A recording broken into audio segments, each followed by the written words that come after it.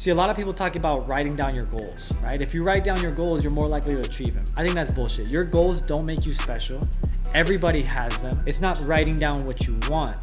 It's writing down what you're currently and actively doing to get what you want. You know, a lot of times these newer people, they're focusing on all these high-level skills, but they haven't even learned to master the skill of showing up on time. I'm gonna show you guys how a $10 investment helped me go from $6,000 a month in sales to $27,000 within 30 days. What's up, you guys? My name's Kevin Montes. I work in the financial industry, specifically selling final expense life insurance, mostly over the phone. And over the past 18 months, I've been able to go from $14,000 a year in income to over 120 grand in personal commissions in 2024. And the reason that I make these videos is to show you how I did it so that you can do the same. Now in this video, I'm gonna show you guys how a $10 investment helped me go from $6,000 a month in sales to $27,000 within 30 days. So the best investment that I ever made, or at least the investment that made me the biggest ROI ever, was this $10 one right here. It's a stopwatch.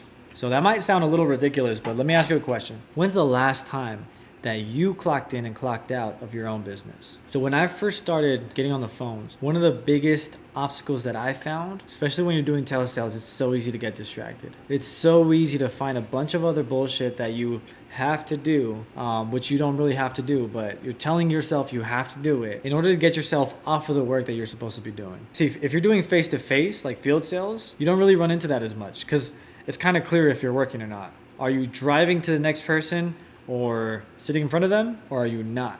Like, what else would you do? But when you're doing telesales, it's a lot easier to bullshit yourself. Now, I don't really want to get into the story so much, but I did do an episode on the Life Insurance Academy podcast once with Roger Short. That's one of my mentors. And in that episode, I talked all about, how tracking my numbers and keeping an eye on my activity helped me go from 6,000 in commissions to 16,000 in commissions within 30 days. And that all stems from this little thing here. Funny enough, I actually didn't even buy this. And the way we used to do it is just like, we would just type in the spreadsheet when we would clock in and then type it in there when we'd clock out. And then by the end of the day, we'd add up all the numbers. And then one of my agents, Leanne, she ended up buying a pack of these and said, here, why don't we just do this and turn it on and off whenever we need to clock in and out? Which, thank God that I work with people that are a lot smarter than I am, because why didn't I think about that? I don't know. But we got it now. It's like $7. And instead of telling you what it did for me, I'm going to show you. Here is my spreadsheet. This is a tracker that I actually use, which, by the way, if you need something like this, I'm going to go ahead and link it down below. It's the activity tracker that I personally use and my whole team uses to this day. And you can go ahead and have it. You're free to use it.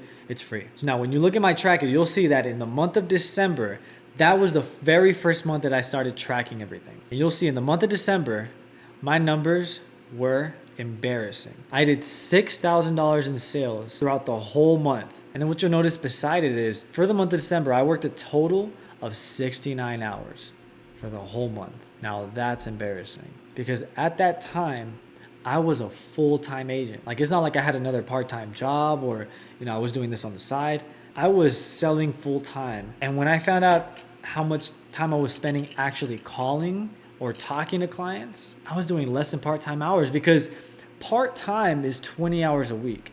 When you break up 69 over 4, because there's 4 weeks in a month, I was working an average of 17 hours a week. That's an average of 3.5 hours a day. Now, here's the thing. Let's say I just had a regular 9 to 5 where I'm making $30 an hour, which that's pretty decent, isn't it? I mean, the minimum wage today is what, $15 or something? That equates to a $24,000 income throughout the year. So that means if I had a $30 an hour job and I was working those hours, I would still be broke. So how could I expect to get good at something or to make good money working less than part-time hours, doing something that I'm not even good at yet? Of course I was broke as hell. Matter of fact, now looking back, I realized, damn, I was probably making more money than I should have been at that time. It was the most humbling thing. So if you want to humble yourself, buy one of these. And here's what I do. As soon as I make my first dial, this goes off. And whenever I have to stop to take a break, I stop it. When I come back, it comes back on. Then by the end of the day, I get to look at whatever it says on there, and those are the hours that I worked. They only count for 2 things: dial time, talk time. That's time that I'm actively spending outbounding my leads, and time that I'm actively spending talking to a potential client over the phone. Those are the only two things that count. It doesn't count if I have to call a carrier to fix something, if I have to talk to an agent for something else. None of that matters. If I'm studying, right? None of that shit matters. It's purely money-making activities. Dial time, talk time. When I tell you that shit humbled me, because I used to swear up and down, I'm doing everything that I can. I'm working every hour of the day. I'm doing everything they tell me to. Why am I not making money? Why am I not successful? And that's what I appreciate about this, and also the spreadsheet that I use, because you can tell yourself whatever fucking lies you want to.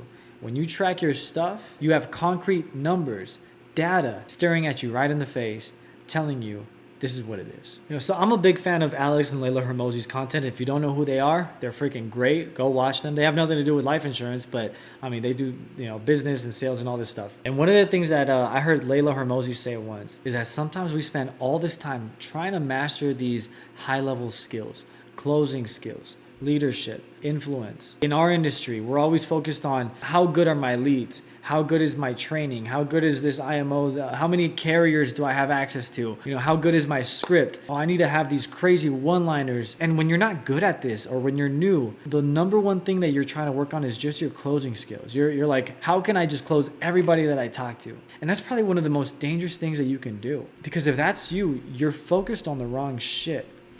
And the reason I'm saying that's dangerous is because it doesn't seem like it. There's some things that scrolling on social media, focus on the wrong shit, but that's clear. You shouldn't be doing that. But I think one of the more dangerous things is doing something you think you're supposed to be doing that you're not. So Layla was talking about how she trains her team, and she was saying, a lot of times these newer people, they're focusing on all these high-level skills, but they haven't even learned to master the skill of showing up on time.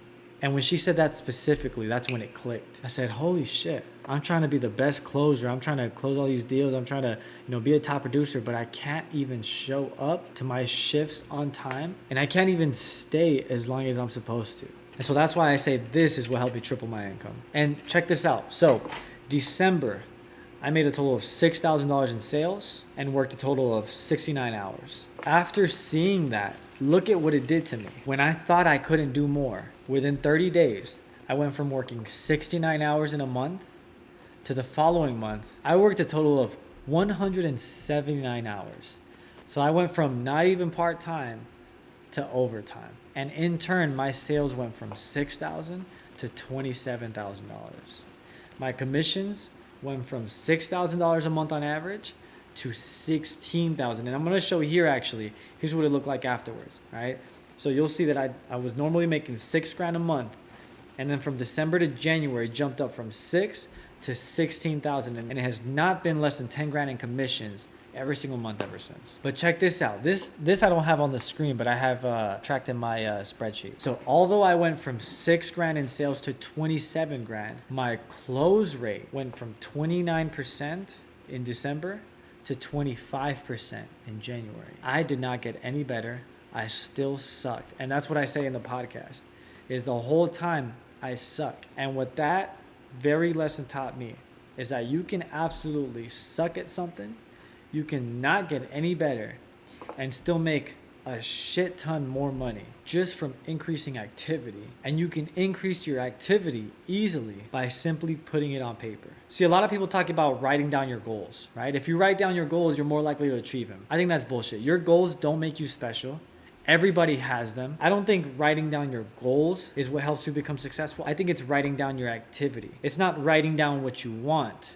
It's writing down what you're currently and actively doing to get what you want. Because see, when you write down your goals, you get a little dopamine hit, right? You start feeling like, yeah, I'm doing something, and cool. And then that was it. When you write down your activity next to your goals, there's no bullshitting yourself. Right there, you've got a piece of paper staring right at you saying, hey, this is what you said you want, and this is what you're doing to get it. Again, it's not a fun thing to do. It's a very humbling experience. If you want to live a delusional life where you're the victim of your circumstances and you're doing everything that you can, but you're never going to be successful because of things that have nothing to do with you and things that are not in your control. If you want to live that way, then don't track your activity. Don't. It's gonna completely mess that up.